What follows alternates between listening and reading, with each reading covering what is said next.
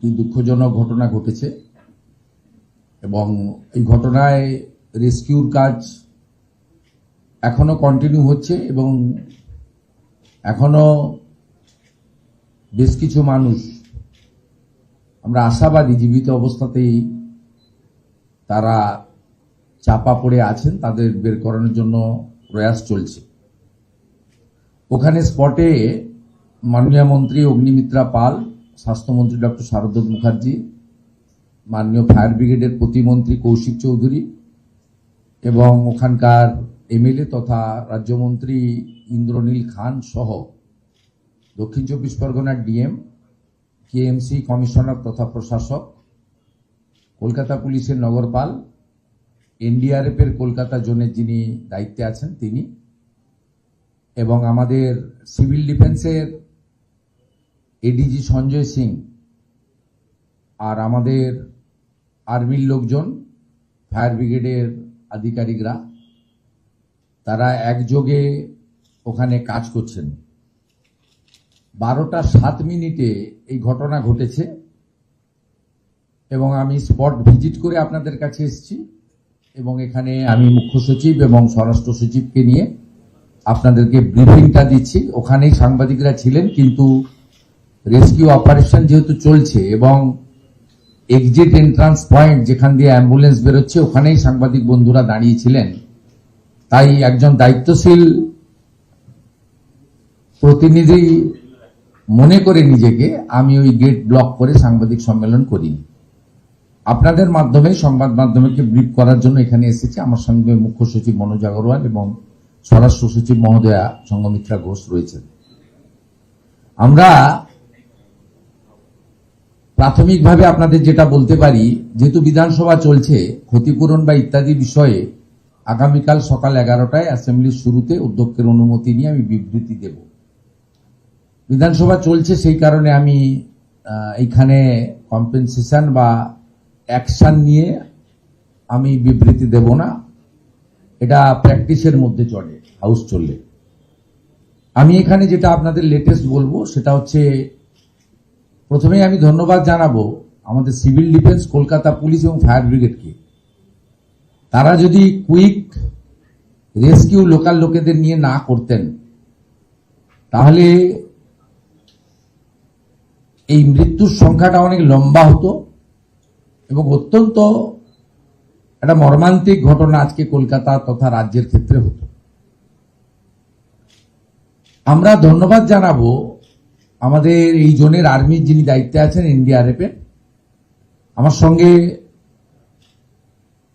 2:30 নাগাদ সিএস এর যখন কথা হয় মাননীয় মুখ্য সচিবের, তখনই আমরা সিদ্ধান্ত নিই যে আর দেরি না করে আমরা আর্মিকে কল করব।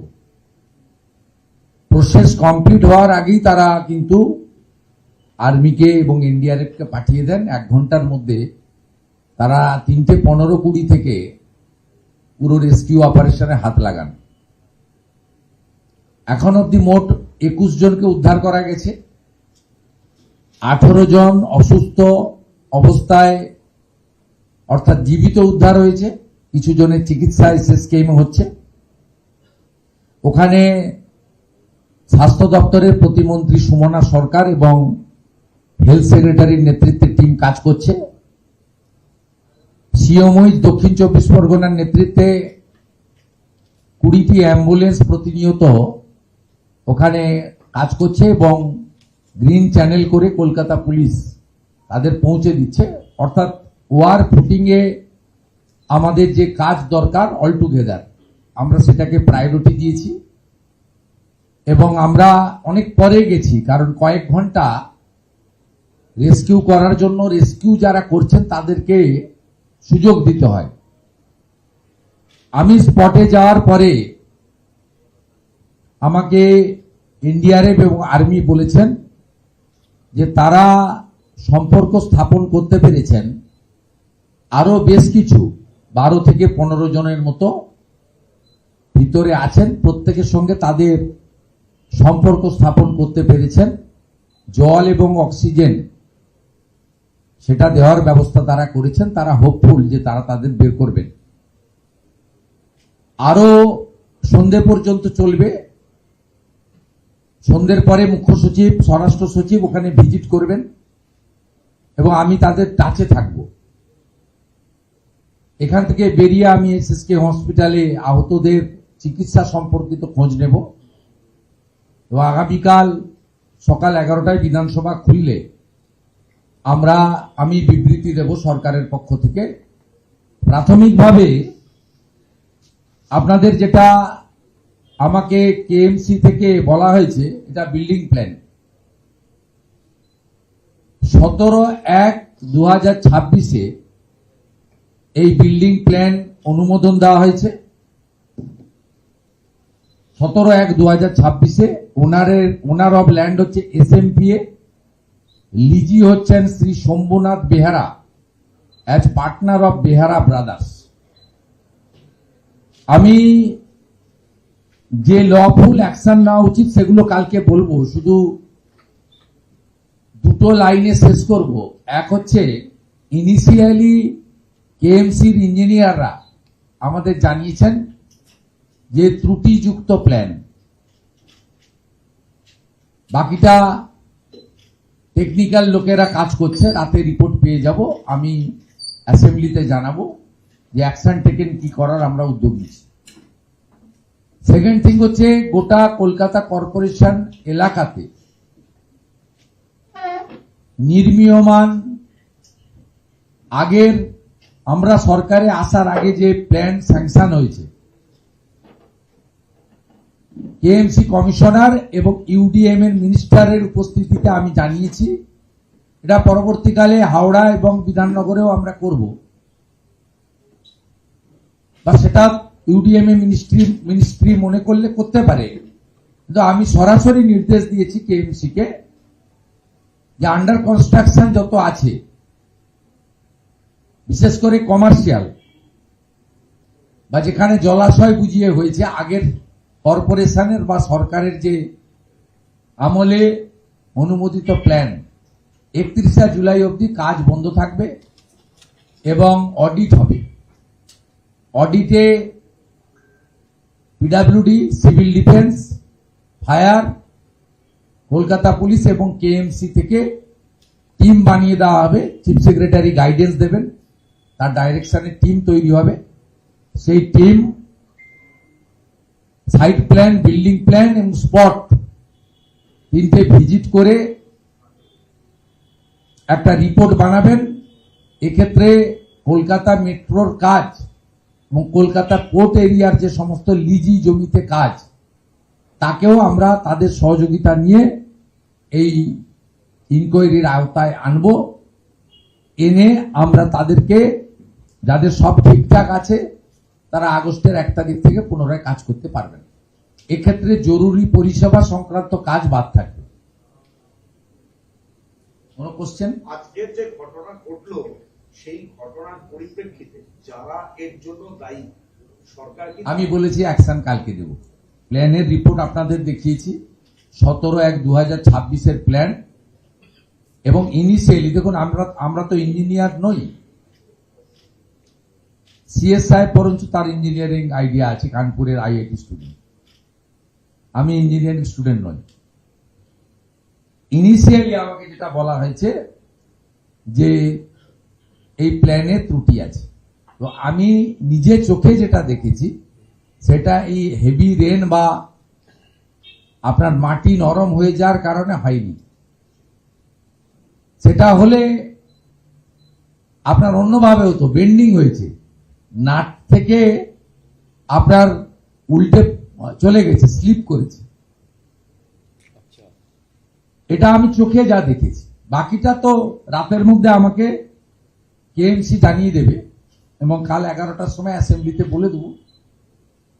এগুলো তো তাড়াহুড়া করার কিছু নেই। এখন আর্মি এবং এনডিআরএফ যেটা আমাকে বলেছে যে স্যার বেশ কিছু লোক এখনো ঠিকঠাক আছে, আমরা কানেকশন করেছি, জলও দিয়েছি, অক্সিজেনও দিচ্ছি, উই আর হোপফুল যে তাদের আমরা সেফলি বের করে নেব।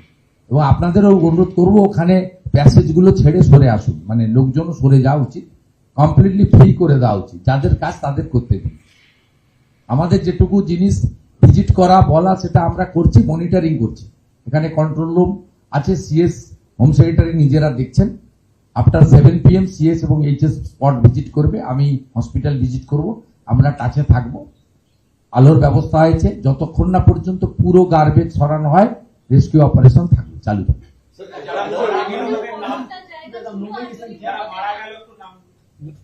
আইডেন্টিফাই হয়নি, সব হয়নি। আচ্ছা আচ্ছা। তিনজন যে নাম মারা গেছেন, রোহিত চৌধুরী, কৃষ্ণা চৌধুরী, একটা আননোন। আর যারা আহত হয়েছে দুর্বাসা মাল্লাম, মণিচাঁদ কুমার, শহীদ কুমার, রাজেশ রুইদাস, বিশ্বপ্রকাশ, বোধন মুন্ডা, রাজেন্দ্র রাও, রামপ্রসাদ চৌধুরী। এক্ষুনি বলা যায়। আচ্ছা, আমি একটা কথা বলবো, এই মৃতদের এটা নামের তালিকাটা একটু যদি আপনি রিলিজ করে দেন আমাদের গ্রুপে, তাহলে একটু সুবিধা হবে। সেটা করে আইএনসি করে স্যার, দিন। একটা প্রশ্ন, সেটা হচ্ছে এর আগেও বিশেষ করে ঘটনাটাকেও দেখা গিয়েছিল যে বাইপাসের দিকে একটা গোডাউনে আগুন লেগেছিল এবং অনেকটা ম্যাসাকার হয়েছিল, অনেক কিছু। তো এরকম প্রচুর গোডাউন রয়েছে যেগুলো নিয়ে অনেক কোয়েশ্চেন রয়েছে, অতীত থেকে অনেক এই সবাই জানে তো, টাকা নিয়ে সব দিচ্ছে। এখানকার টাকা যে আমরা তো আস্তে আস্তে রেক্টিফাইড করতে হবে, আমরা ব্যবস্থা নেব। আমি দেখুন ক্রেডিট নিতে চাই না, কিন্তু এই ইনসিডেন্টটা আপনারাই বলবেন আগের সময়ে হলে আর্মিকে ডাকা যাবে না, এনডিআরএফ কে। আরে আপনার ওই স্টিলের যে কংক্রিটের চাঙড় কাটার মেশিন নেই, আপনি আর্মিকে ডাকবেন না, এনডিআরএফ কে ডাকবেন না, আপনি ক্রেন নেই। আপনি যে হিউজ লাইফকে সেভ করে দিয়েছে যারা স্টার্ট করেছে, এটা তো আমরা তো কমপ্লিটলি একদম 5টা স্পেশাল উইংস কে অল টুগেদার করে দিয়েছি। Army, NDRF, civil defence, fire, police, KMC, 6টা উইংস কে একসঙ্গে করে দিয়েছি। পুরো সুপারভিশন সাউথ 24 এর DM, KMC commissioner, CP, army আধিকারিকরা নিজেরা দাঁড়িয়ে থেকে করছে। এগুলো তো আমাদের কাজ নয়। আমাদের কাজ নবান্ন থেকে কন্ট্রোল রুম করে মনিটরিং করা এবং টাই আপ করে দেওয়া। পুরো স্বাস্থ্য ভবনকে এসএসকে আমি চলে এসেছি, গ্রিন চ্যানেল করে অ্যাম্বুলেন্স দিয়েছে। আমরা কত লোকের মানে আজকে লাইফ সেভ করে দেওয়া আছে।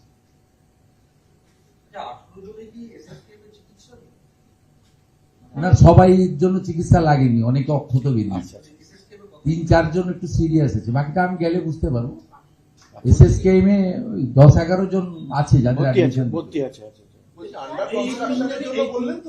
8 জন। এই তিনজনই কি শ্রমিক? 9 জনকে অ্যাডমিশন, এদের পরিচয় কি শ্রমিক ওখানে কাজ করছে? হ্যাঁ। এরা সব লেবার না? আন্ডার কনস্ট্রাকশন যেটা বললেন বন্ধ থাকবে অডিটের জন্য। অডিটের জন্য, সেটা আন্ডার বিল্ডিং অডিট এবং সাইট প্ল্যান ঠিকঠাক নিয়েছে কিনা, আচ্ছা যেগুলো 1 মাস টাইম দিয়েছে। এমন কি আছে এই বর্ষার সময়?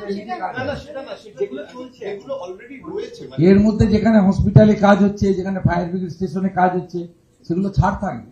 এমার্জেন্সি সার্ভিসে থাকবে। আর্মি যেখানে কাজ করছে সেখানে ছাড় থাকবে। আন্ডার কনস্ট্রাকশন সমস্ত বিল্ডিং জরুরি ব্যবস্থা ছাড়া। কেএমসি তে আমি বলেছি ইউডিএমএ দপ্তর চাইলে এইচএমসি, বিএমসি তেও করতে পারেন, অ্যালার্ট তো। কোনটা এরা আইডেন্টিফাই হয়নি, শুধু নামগুলো অ্যাডমিশনের সময় নামগুলো পাওয়া গেছে। এদেরগুলো ব্যাগ সব পাওয়া যাবে, কাগজ আছে তো, তাড়াহুড়া করছেন কেন? অ্যাসেম্বলি চললে এর থেকে বেশি বলা যায় না, বুঝলি। কিন্তু 2016-তে বড়বাজারের ব্রিজ ভেঙে ছিল, তারপর আবার এই ঘটনা ঘটলো। তার মাঝখানে অনেক ঘটনা ঘটেছে। কিন্তু গার্ডের নিচের ঘটনা ভুলে গেছেন। বাড়ি ভেঙে পড়েছিল, একটা লোককে তো জীবিত বের করতে পারেননি, 13 জন মারা গেছে। 13ই মরেছে, কিন্তু একটাও তো জীবিত বের করতে পারেনি। এই এত বড় 72 ঘন্টা ধরে রেস্কিউ চালিয়েছিলেন চাঙড় সরানোর জন্য, তাও তো লোহার ছিল না, কংক্রিটে পাথর চুন সুরকি ছিল। স্যার, এত- টাকার বিনিময়ে এগুলো হলে তার ফল এগুলোই কম্প্রোমাইজ করে করা হয়েছে, এক্সচেঞ্জ অফ সামথিং। दादा आज आप गए थे घटनास्थल पर, क्या देखा है? जो अभी सब इस तरह से आपने लाइव देखा है, सिचुएशन क्या है अभी तक, कितने रेस्क्यू किया गया है? देखिए हादसा तो बहुत बड़ा है, लेकिन जिस तरीके से तुरंत 12-7 बजे दोपहर हादसा हुआ, 12:45 1 से काम शुरू कर दिया कलकत्ता पुलिस, सिविल डिफेंस और केएमसी के लोग। 1:30-2 बजे से ही वहां joint CP, KMC commissioner, CP, civil defence, fire brigade के लोग मॉनिटरिंग करना चालू कर दिया। मैं और सीएस भी 2 बजे से चालू कर दिया मॉनिटरिंग। 2:30 बजे आर्मी का साथ बात हो गया। 3:20 में आर्मी एनडीआरएफ जाकर संभाल लिया। पूरा ज्वाइंट किया, काम हुआ है, काम अभी भी चल रहा है। अभी भी तो पूरा फाइनल कंक्लूजन में आना ठीक नहीं होगा। अब तक 21 रिकवर हुआ, उनमें 3 out of 21, 3 death, 18 alive, 9 are ongoing under treatment in SSKM hospital. ये कल डिक्लेयर करेगा असेंबली में 11 बजे, मैं स्टेटमेंट करूंगा। आप रेस्क्यू ऑपरेशन होने दीजिए।